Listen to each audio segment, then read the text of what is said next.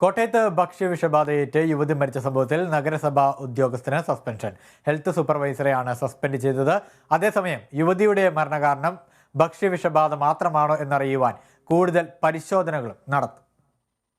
ഭക്ഷ്യവിഷബാധയുണ്ടായ ഹോട്ടലിന് വീണ്ടും അനുമതി നൽകിയതിനാണ് ഹെൽത്ത് സൂപ്പർവൈസറെ നഗരസഭ സസ്പെൻഡ് ചെയ്തത്. തിങ്കളാഴ്ചയാണ് ഭക്ഷ്യവിഷബാധയേറ്റ് ചികിത്സയിലായിരുന്ന തിരുവാർപ്പ് സ്വദേശിനി രശ്മി രാജ മരിച്ചത്.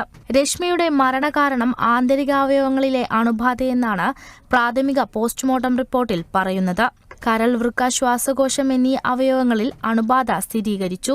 അതേസമയം അണുബാധയ്ക്ക് കാരണം ഭക്ഷ്യവിഷബാധ മാത്രമാണോ എന്നറിയാൻ കൂടുതൽ പരിശോധനകൾ നടത്തും. രാസപരിശോധനയ്ക്കായി ശരീരസ്രവങ്ങൾ തിരുവനന്തപുരം റീജിയണൽ ലാബിലേക്ക് അയക്കും. സംഭവത്തിന് പിന്നാലെ ഡിവൈഎഫ്ഐ BJP പ്രവർത്തകർ പ്രതിഷേധവുമായി രംഗത്തെത്തിയിരുന്നു. പ്രവർത്തകർ ഹോട്ടൽ അടിച്ചു തകർക്കുകയും നഗരസഭാ ചെയർപേഴ്സണെ തടഞ്ഞുവെക്കുകയും ചെയ്തു. ഇതിനു പിന്നാലെയാണ് ഹെൽത്ത് സൂപ്പർവൈസർക്കെതിരെ നഗരസഭയുടെ നടപടി. സംഭവത്തിൽ പോലീസ് അന്വേഷണവും പുരോഗമിക്കുകയാണ്. Kerala vision news, Kottayam.